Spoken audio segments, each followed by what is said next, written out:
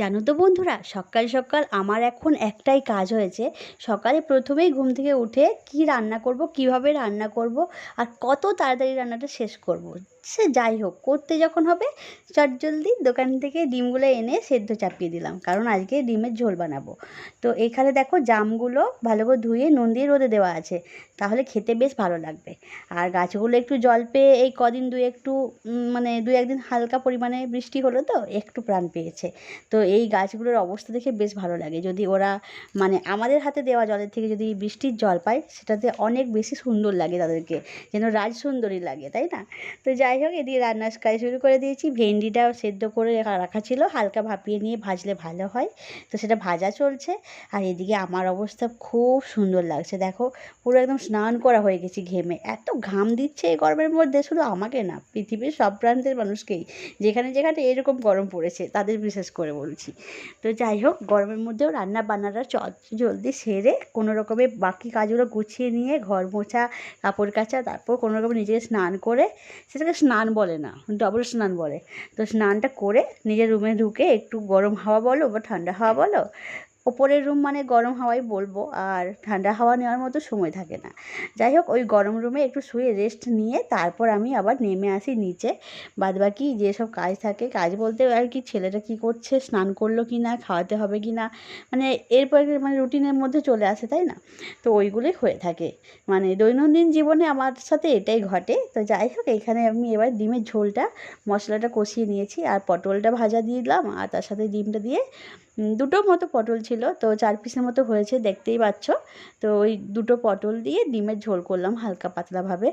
আর এখানে আলু সেদ্ধ চাপাবো ভাতের সাথে, যেহেতু কয়লা রাজের উনুনে ভাত হয়, তো মা সেটা দিয়ে দেবে ভাতের মধ্যে।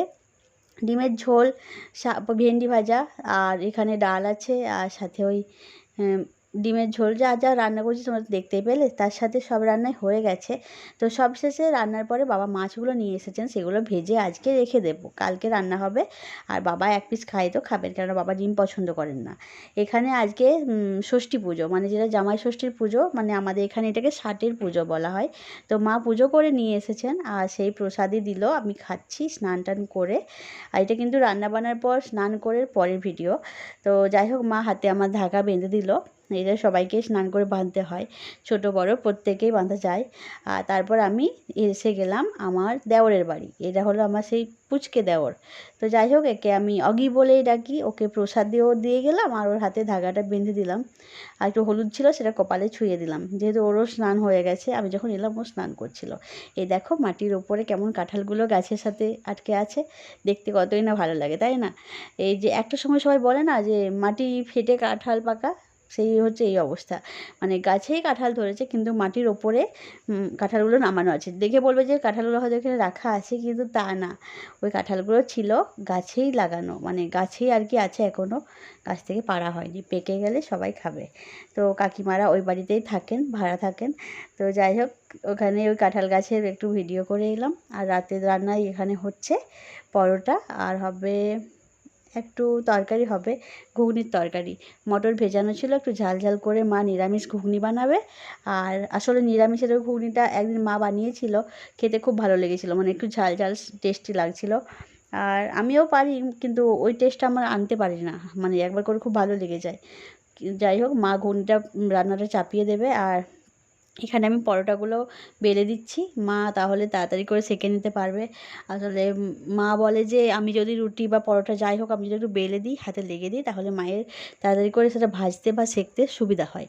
তো এই সন্ধ্যের টাইমে আসলে কী বলো, ছেলেকে বই পড়ানোর একটা চাপ থাকে। তো যেদিন করে একটু চাপটা কম থাকে, আমি একটু সময় পেলে মাঝে মধ্যে এসে রুটিগুলো বেলে দিয়ে যাই বা পরোটাগুলো বেলে দিয়ে যাই, তাহলে মায়ের তাড়াতাড়ি হয়ে যায়। তো আজকের ভিডিওটা কেমন লেগেছে তোমরা অবশ্যই কমেন্টে জানাবে, ভালো লাগলে লাইক কমেন্ট শেয়ার করবে। আর এই যে পরোটাগুলো ভাজা চলছে, কেমন লাগলো বন্ধুরা? তোমরা সবাই ভালো থেকো, সুস্থ থেকো, সাবধানে থেকো। আর একটা কথা বলার ছিল, প্রচণ্ড যা গরম পড়েছে, এতে সবাই অনেক অনেক সাবধানে থাকো। বেশি পরিমাণে জল খেও, গ্লুকন ডি বা নুন চিনি শরবত খেলেও হবে। আমি তো একটু বেশি করেই মানে নুন চিনির জলটাই খাচ্ছি ইদানিং, এই নতুন শাড়িটা নিয়ে এলাম। কেমন হয়েছে বন্ধুরা? টাটা।